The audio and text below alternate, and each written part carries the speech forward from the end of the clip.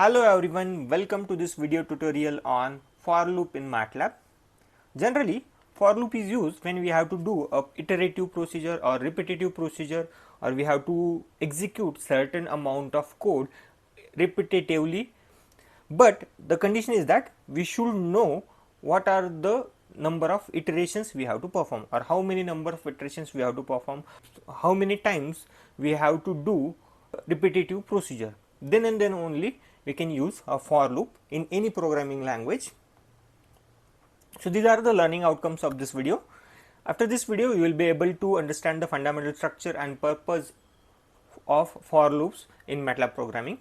You will be able to develop well structured for loop to iterate over specific ranges, and you will be able to apply for loops to perform various operations.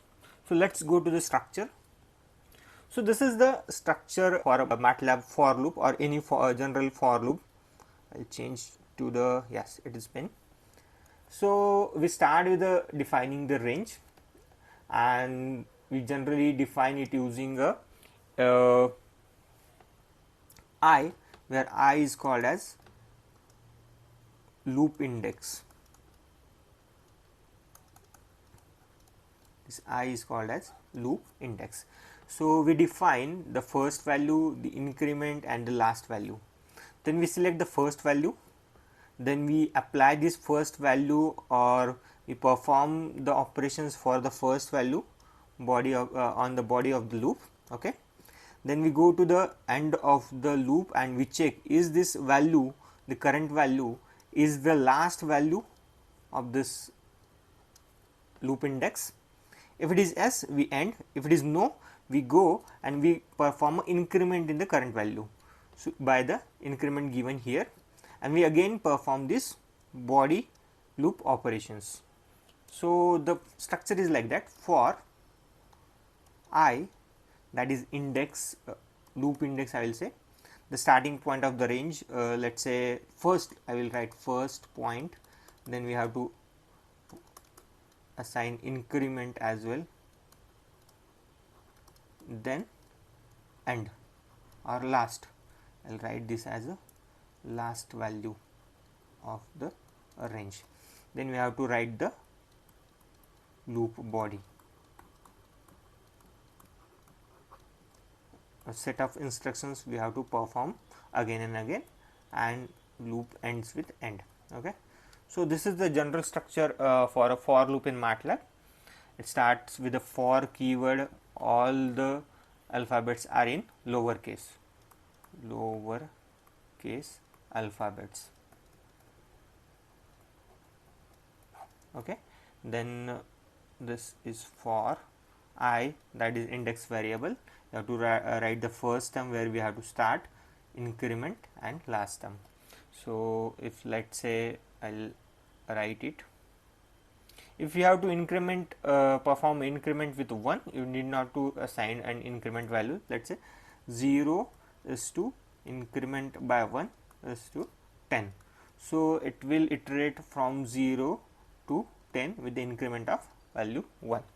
So let's go to the MATLAB and we'll write a structure once again here.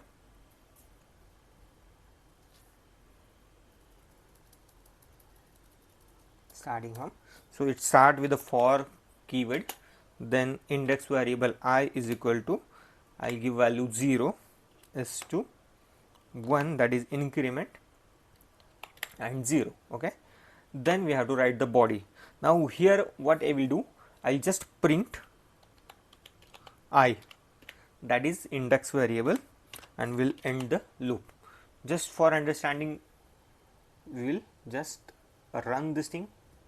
Okay, now so it's working fine. Okay, now it is not printing I, or we'll say display I. We try to run this. Yeah, so you can see here 0 1 2 3 4 5 6 7 8 9 10. So this is how it is iterating on the value of I. Okay, so it started with 0 and displayed the value of 0. Okay, what we will do, we will use debugging tool to see each and every loop, each and every statement. Okay, I'll write a CLC here. Okay, then we'll do a run and advance. Okay, so what I will do, I'll do a step, you can see here. Okay, then it will again go to the display. After this end, it has increased the I value to 1, then 2, then 3, then 4. So this is how it is iterating over the value of I. This is how it works actually. You can see here it is adding one by one value. Now here it will check that after this thing. Now we have reached to the value of 10. Now here it will check that is this the last value in the range. If it is yes, it will go to the end. Yes, and the loop has ended. Okay, so this is how it works, the for loop. Okay, now we'll go to the slides. Now this is an example. We have to find the sum for the first n terms using the following expression.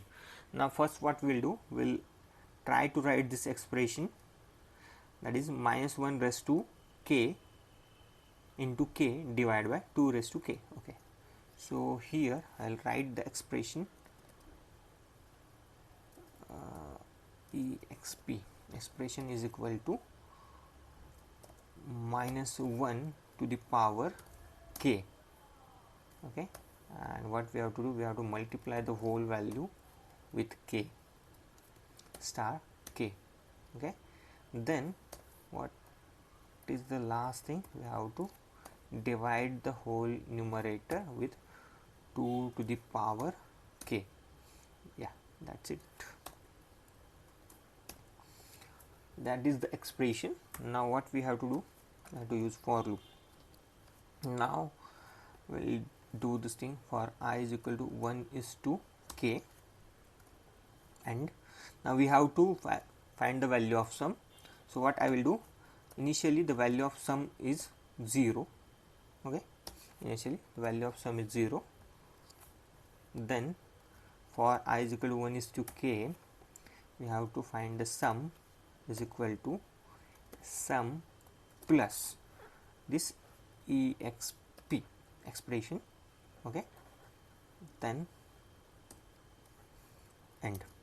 Now what I will do, I'll just change this expression here, Control X, and replace it here. Okay, and done. So the each time we will see the sum as well. So I have stopped this debugging.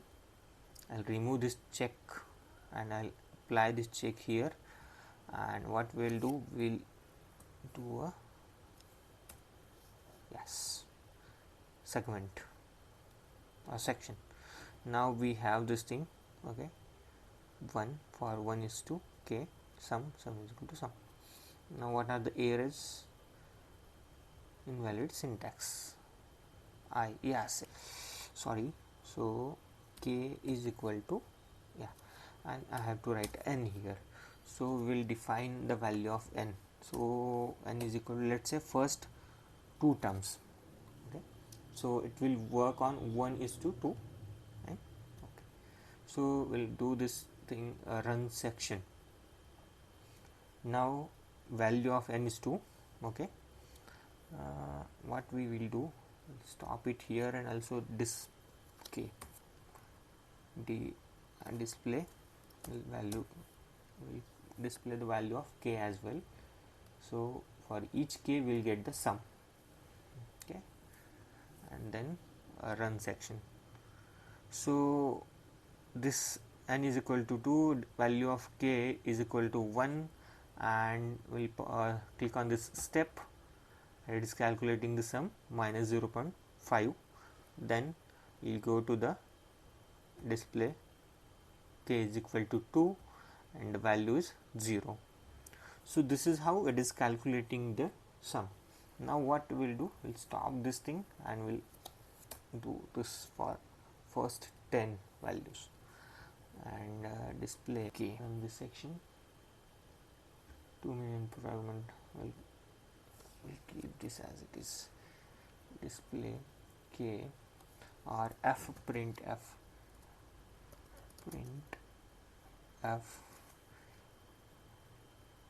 for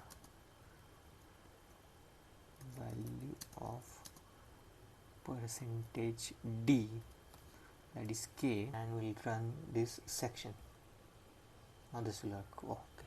For value of 1, then we'll do step minus 0.05, value of 2 it's 0, then it's 0.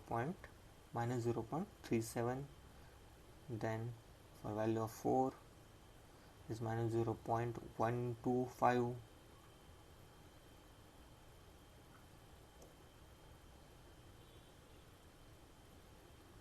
this is how sum can be done using for loop. So value of 9, for the value of 9, and so the final sum is first 10 values, the summation is, sorry, for the first 10 values the summation is like this.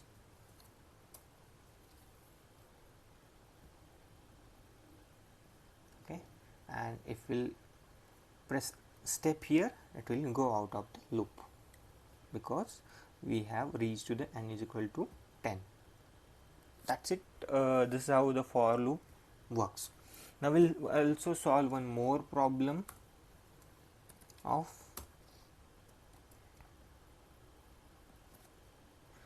Fibonacci numbers. So what are the Fibonacci numbers? These are the numbers in a sequence in which first two elements are 0 and 1, and the value of each subsequent element is sum of the previous two elements. Like let's say I will write it here. The first two elements are 0 and 1, it is given. The next element will be 1 plus 0 plus 1, that will be 1. Next element will be addition of these two, that will become 2. Then addition of these two, that will become 3. Then addition of these two will become 5, and addition of this 3, these two will become 8, and addition of these two 5 and 8 will become 13. Like this, this Fibonacci numbers can be printed. Now we will use a for loop to create this number of series for first 20 numbers, first 30 numbers. We'll write this. Okay, so we are here. The first thing what we have to do is we have to define a variable to store the series. So we will define a variable FCN, that is Fibonacci numbers, equal to, and initially it is blank matrix, it has nothing. Then FCN 1, so FCN 1, that's the first element, that becomes 0, that is the first element. Then FCN 2 is nothing but the 1. So this is the first element,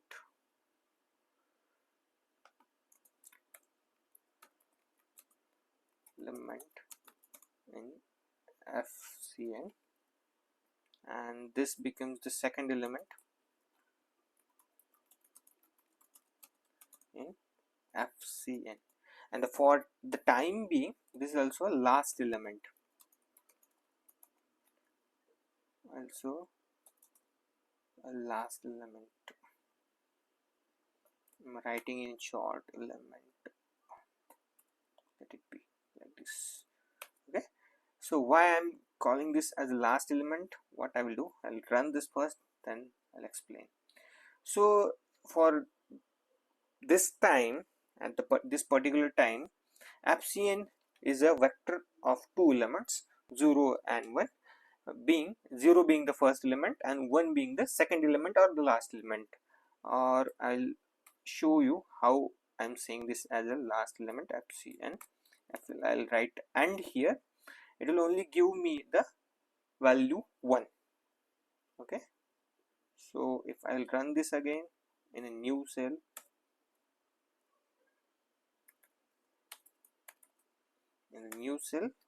I'll run this.